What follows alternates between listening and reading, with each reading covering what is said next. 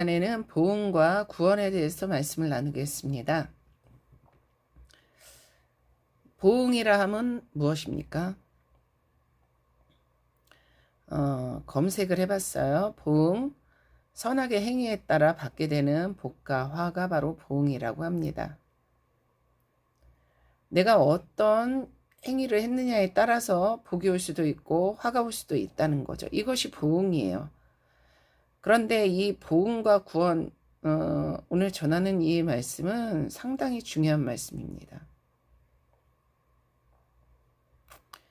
많은 사람들이 이 보응과 구원을 착각할 수가 있습니다.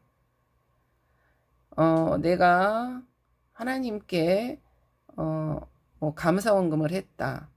내가 어떤 교회에서 봉사를 했다. 그래서 나한테 어떤 좋은 일이 생겼다.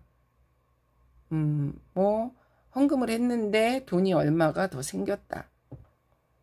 주님이 물질을 주셨다. 이제 은혜 속에 있는 거죠. 주님의 은혜를 체험을 한 거예요. 하지만 이렇게 이 주님의 은혜를 체험했다고 내가 어떤 하나님 앞에 선하고 좋은 일을 해서 그것에 대해서 받은 게 있다. 어떤 은혜를 입었다. 난 이렇게 살았으니까 이것이 하나님과 나의 관계가 너무 좋고 그리고 나는 구원을 받을 것이다. 이것은 착각일 수도 있습니다. 물론 그렇게 될 수도 있지만 착각일 수도 있습니다. 이 분별을 해야 돼요. 이 성경 말씀에도요, 이 보응에 관한 말씀은 여러 차례 나옵니다. 천사에 관해서, 이스라엘에 관해서, 그리고 우리에 대해서 그 보응에 관한 말씀하셨어요. 그런데 로마서 2장 6절 말씀해 보시면은 하나님께서 각 사람에게 그 행한 대로 보응하시되 말씀하셨습니다. 하나님께서 그 행한 대로 보응을 하신다는 거예요. 그 사람이 어떻게 했느냐에 따라서 말씀드린 것처럼 그렇게 보응을 하시는 거예요. 그런데 이것이 구원과는 별개라는 것입니다.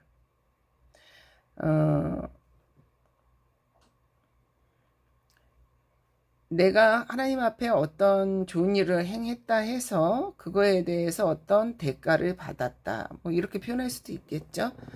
그랬다고 해서 그것이 곧 내가 구원을 받는다는 건 아니에요. 여기서 이제 많이 착각들을 하는 부분입니다. 그리고 많이 안심을 하고 나태하게 신앙생활, 영적 생활을 하게 되는 경우가 있어요. 이 정도면 이러니까 됐지, 이런 식으로요. 내가 전에 어떤 봉사를 교회에서 했는데, 내가 어떻게 했었는데, 얼마나 충만했었는데, 이것은 별개인 것입니다. 하지만 그걸로 인해서 하나님의 보응은 있을 수가 있다는 거예요. 구원은 오직 예수 이름을 믿음으로 가능한 것입니다. 믿음의 삶을 살아야지 가능한 것이에요. 구원은. 주 예수를 믿으라. 그리하면 너와 내 가정이 구원을 얻는다고 하였습니다. 믿을 때 구원을 얻는 거예요. 그런데 이 믿는 것이 쉽냐? 쉽지 않습니다. 정작 믿음의 삶을 살 수 있는 사람은 드뭅니다. 우리가 일상생활을 살면서 어떤 그 영적인 벽에 부딪히는 경우가 있으실 거예요. 그리고 자기의 어떤 한계, 영적인 한계, 무력함을 느낄 때도 많이 있을 수 있습니다. 그래서 성경 말씀에도 그 믿음의 삶을 산 사람들에 대해서 나오는데 정말 많은 무리 가운데 한 명, 상당히 드물다는 거예요. 우리가 교회를 다니고 영적 생활을 한다 하지만 정말 믿음으로 살아가는 사람은 그리 많지 않다는 것입니다. 노력을 하는 것이죠.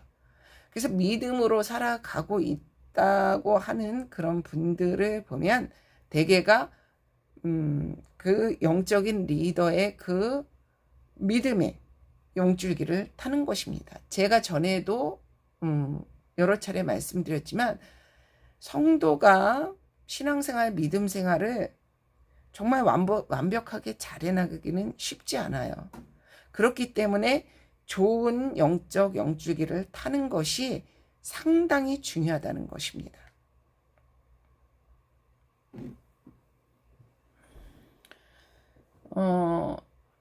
이 보응에 관해서는 그 대표적인 예가 될 수도 있겠죠. 이스라엘 백성, 유대인들.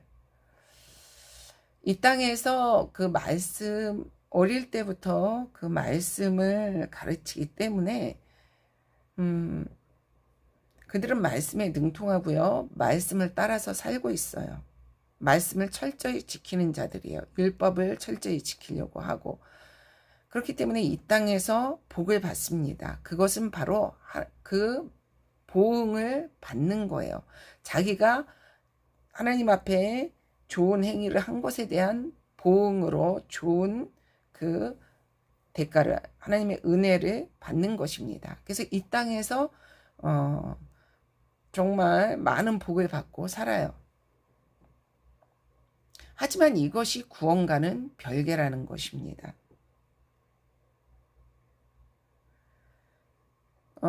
그들이 만약에 예수님을 믿지 않고 하나님은 섬기지만 예수님을 그 십자가에 못 박아 돌아가시게 했잖아요. 그리고 예수님의 존재에 대해서는 믿지 않아요.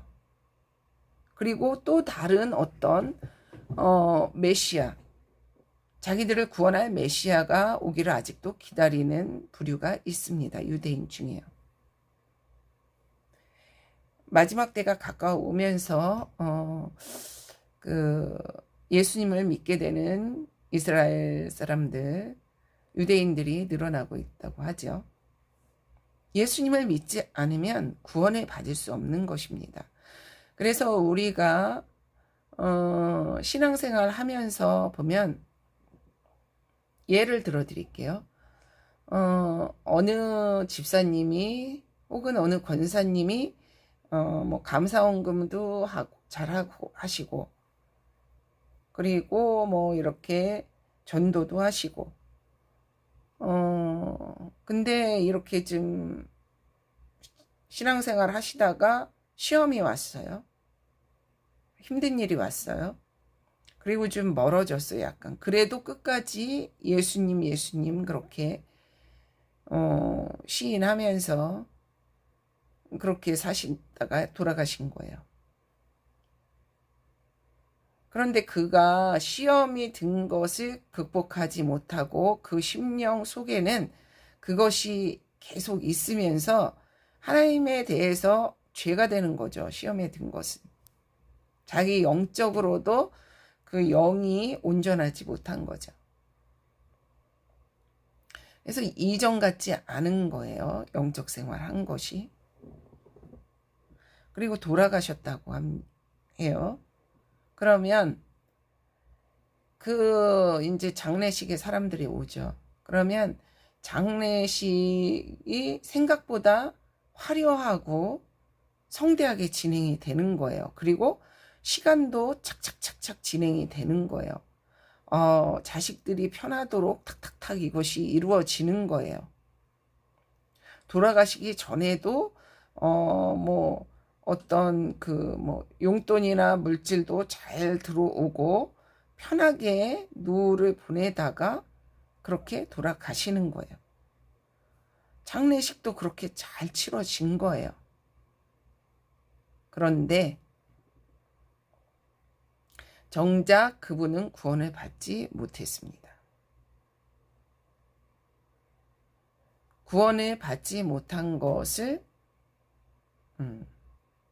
영적인 사람은 알게 될 수가 있는 경우가 있어요. 그걸 보여주시는 거죠, 주님께서. 구원은 너무너무 중요한 것입니다. 어떻게 되겠지 이런 안일한 태도로 구원에 임할 때가 아닌 것입니다. 세상 일에만 집중하다가 구원에 대해서는 관심이 없어요. 영적 생활에 대해서. 그냥 난 복을 받은 것 같아요. 교회 열심히 다녔고. 구원하고 멀 수가 있는 것입니다.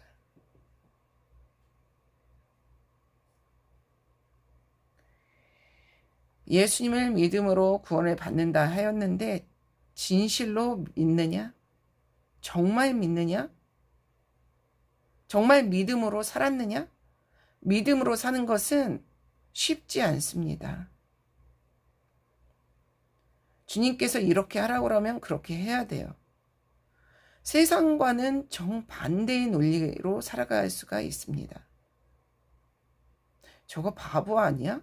왜 저런 선택을 해? 왜 저러고 있어? 왜 저러고 살아? 세상의 눈은 이렇게 볼 수밖에 없는 삶을 사는데 그런 삶을 몇 명이나 살까요?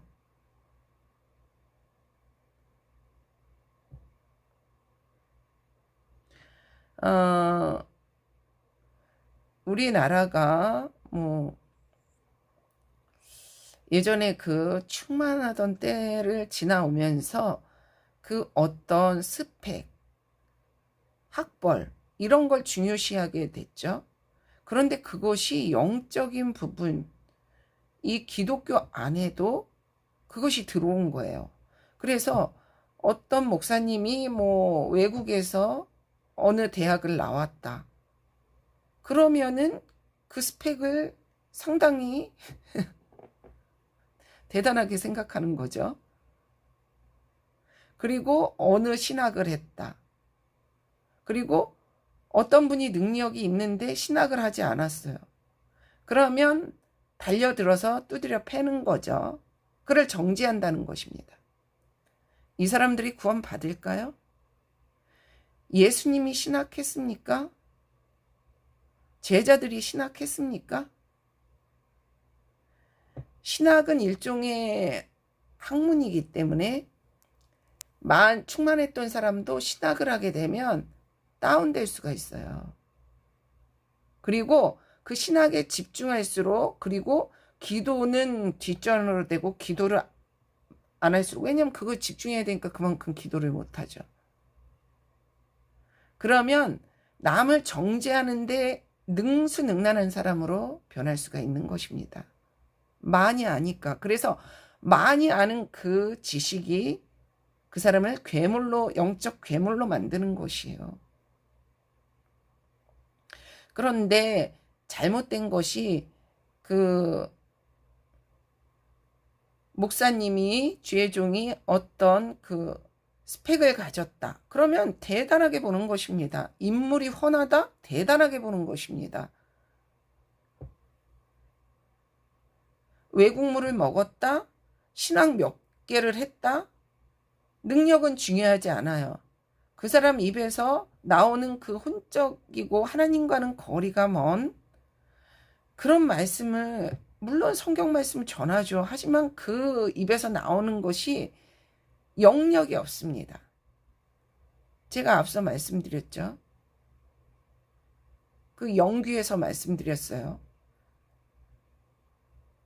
어떤 목사님이 찬양을 하고 이렇게 말씀하시는데 어둠이 나오는 거예요, 입에서.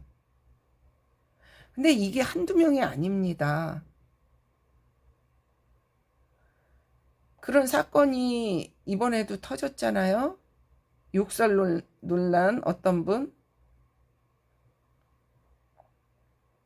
저는 알고 있었어요. 저는 아예 그분이 나오면 꺼버렸습니다. 왜 사람들이 막 따르고 대형교회라 그러고 좋아하고, 그 목소리도 듣기가 싫고. 그건 최근이 아니에요. 처음에 그냥 딱 봤을 때 아니었어요. 근데 많은 사람, 그래서 제가 말씀드린 거예요. 연기에서 일반 성도는 분별하지 못한다.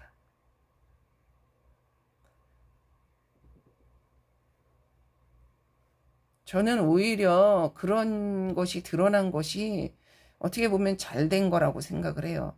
그것이 감춰져서 계속 피해가 속출하고, 그거보다 그분이 이제 노후를 회개하시는 것이 낫지 않겠습니까? 그렇게 계속 산들 어차피 구원받지 못할 것이고 더 많은 피해자가 나올 것이기 때문에.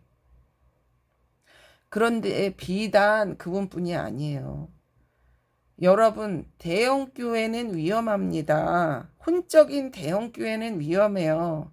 영적인 교회에 그 교회가 커도 영적이라면 문제가 안 되지만 혼적인 대형 교회들은 빨리 도망쳐야 돼. 왜 거길 다니는 거예요? 그냥 뭐 일반 회사나 혼적인 대형 교회나 다를 것이 없습니다.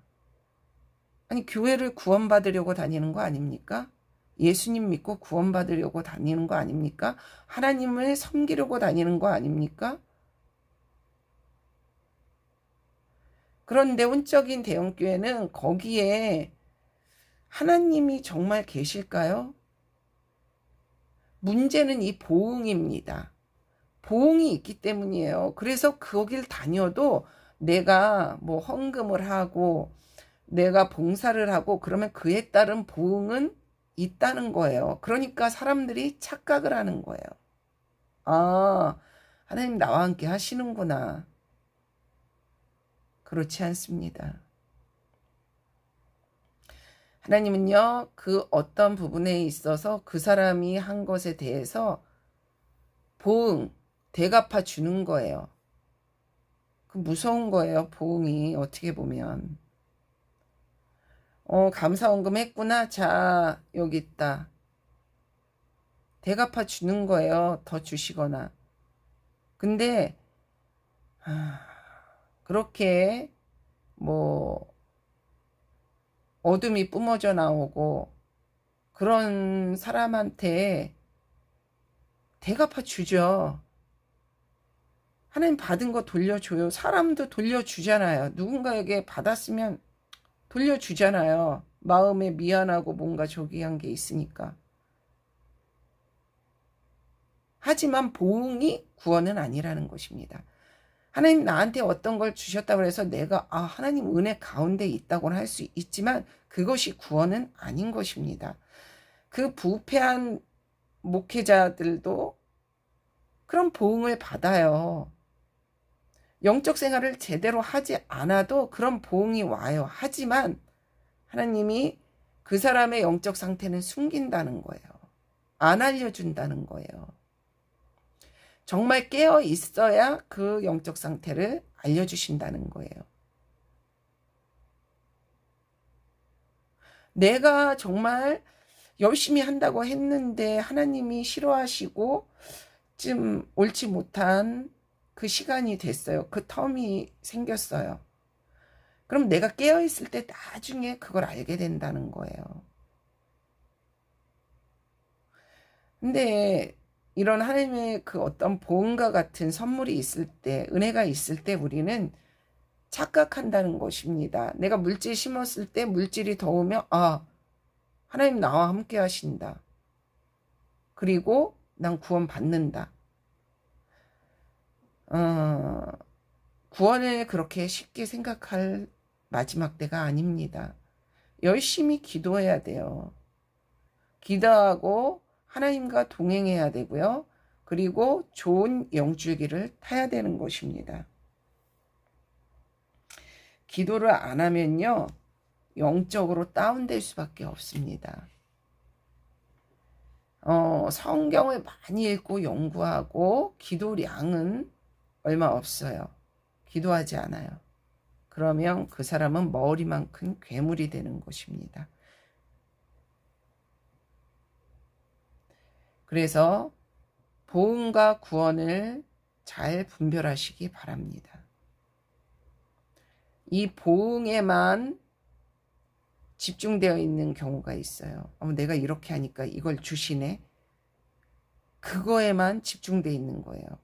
그렇지만 깨어있는 사람은 하루하루가 더욱더 어떻게 하면 내가 하나님이 기뻐하시고 하나님 싫어하지 않는 삶을 살 수 있을까? 하나님과 더 가까이 갈 수 있을까?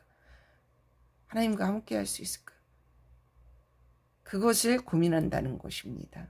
더욱더 깨어있으려고 노력한다는 것입니다. 오늘 하루도 하나님 앞에 내가 정말 믿음의 사람으로 살아가고 있는가? 하나님이 나를 기뻐하시겠는가? 그런 고민을 해보시면서 이 보응과 구원을 잘 분별하시기 바랍니다. 구원으로 더욱더 나가는 구원이 가장 중요한 것입니다. 수백 수천의 보응을 받았다고 해도 한 번의 구원을 받지 못하면 아무 의미가 없는 것입니다. 그 한 번의 구원을 받아야 되는 것입니다. 주님이 오셨을 때 들림을 받아야 되는 것입니다. 오늘 하루도 승리하는 복된 하루 되시길 주님의 이름으로 축복하고 축원합니다. 감사합니다.